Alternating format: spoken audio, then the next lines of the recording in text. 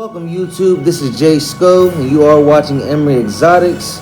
Today we're going to talk about leopard gecko care for beginners. So here we go.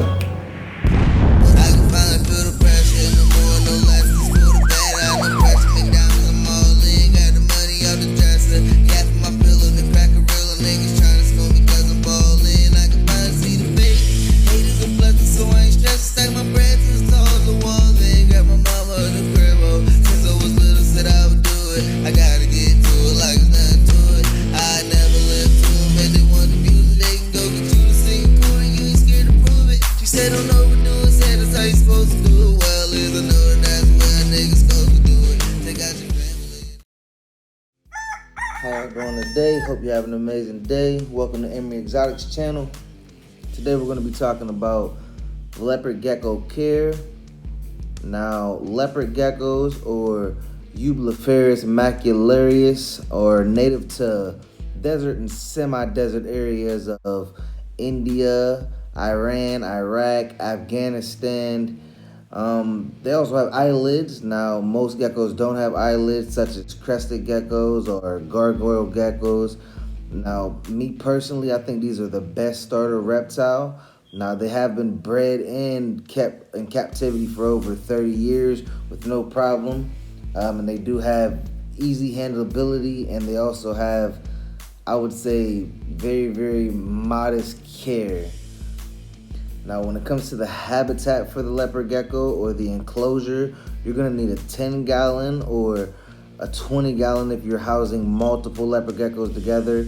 You could also use a bin, such as a sterilite cage or something like that. Or if you was breeding or anything of that nature, you could use something such as a rack system that they use for all types of reptiles, including snakes and things of that nature.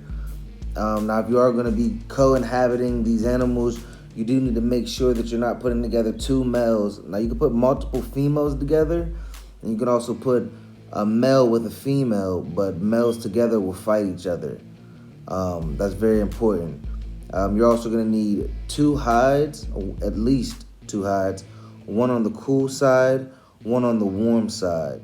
As far as hides go, you can use the little log hides that they provide at most big chain pet stores. I do use those, but as well I provide a cave, kind of rock cave setting hide. That way that it's more dark and it does complete a dark side on the back. It's not open, as the logs are kind of open.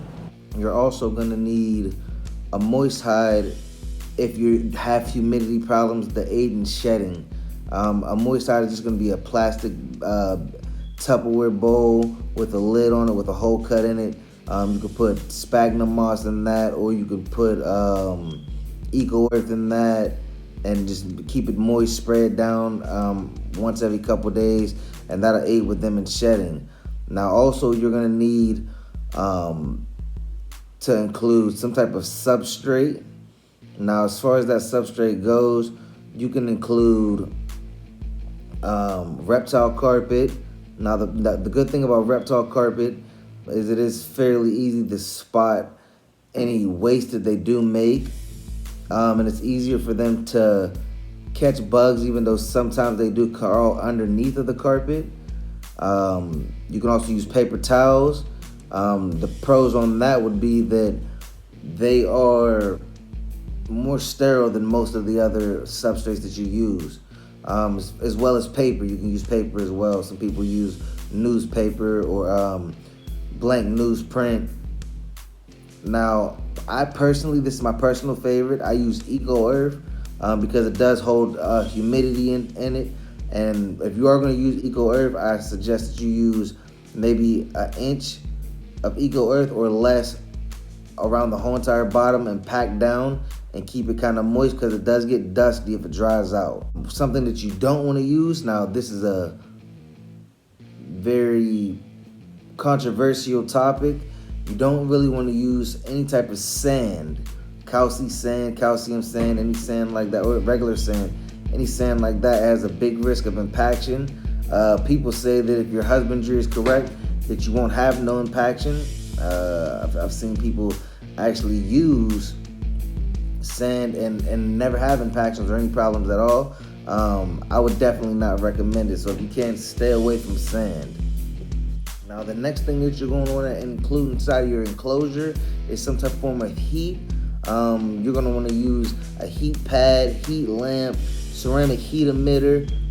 Never use heat rocks. They do get too hot. Warning: heat rocks are known to malfunction, causing serious burns or death to leopard geckos.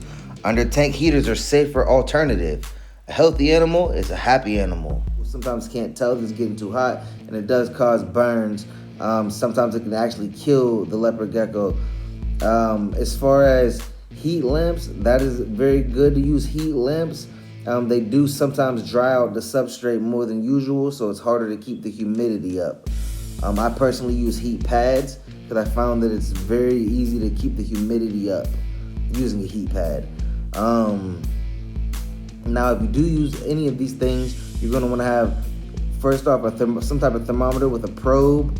You might also want to use a heat gun so you can measure the surface area temperature. Also, you're going to actually need a thermostat with any of these to control the temperature, because you don't want any sudden heat spikes to burn your animal or throw off the digestion, or it's just bad if your temperature is not regulated. It's just a bad situation. Also, as far as temperatures go, you're going to want to have 75 to 80 degrees on the cool side of the tank, and you're going to have 80 to 85 degrees on the hot side of the tank with a 95-degree basking spot. Now what that means is the basking spot will be 95 degrees.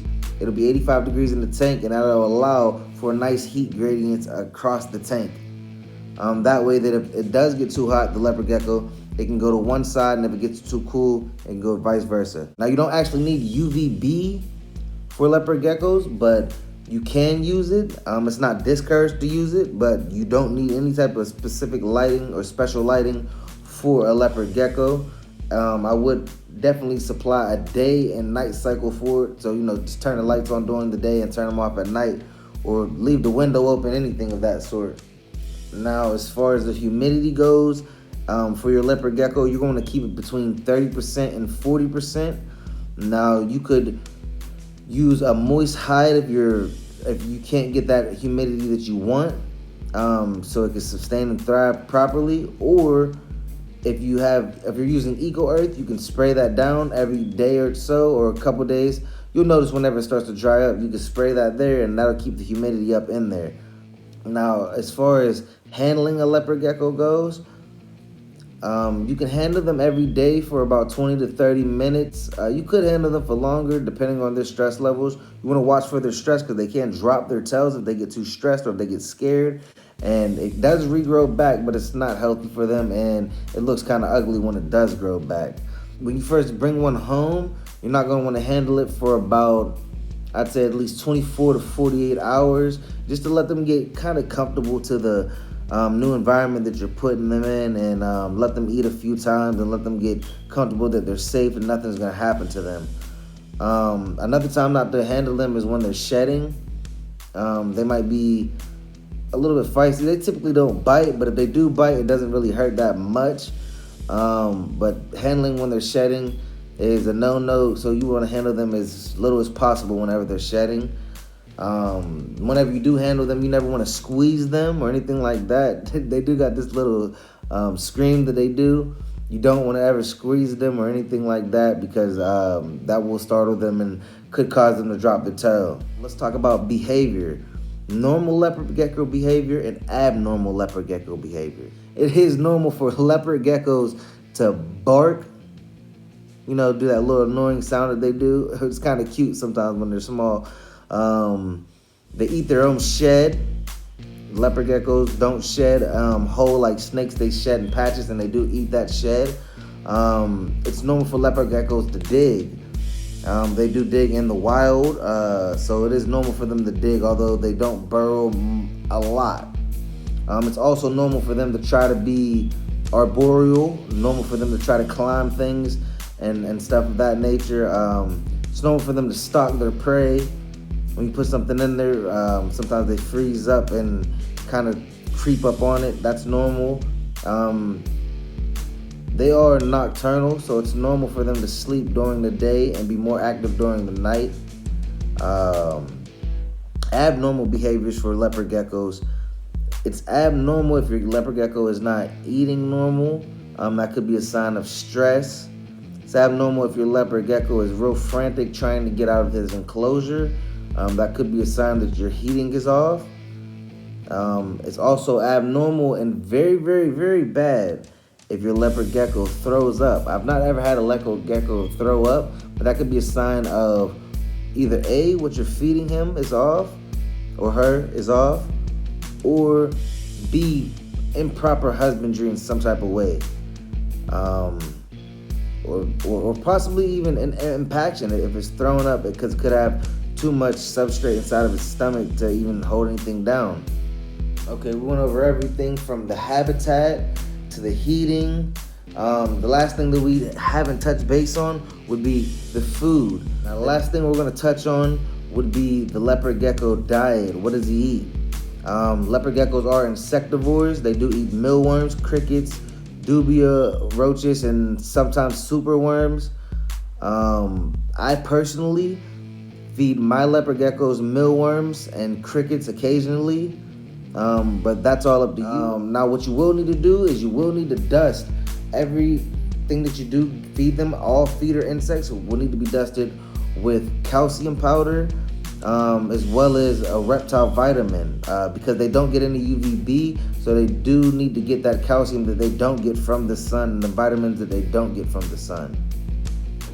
I usually put my feeders in a plastic bag and sprinkle a little bit of the powders in there, shake them up, and put them inside the bowl. And if there are crickets, they will hop out. If they're not crickets, they will sometimes stay in. I find that it's easier because I do use Eco Earth, because I don't want to risk any impaction.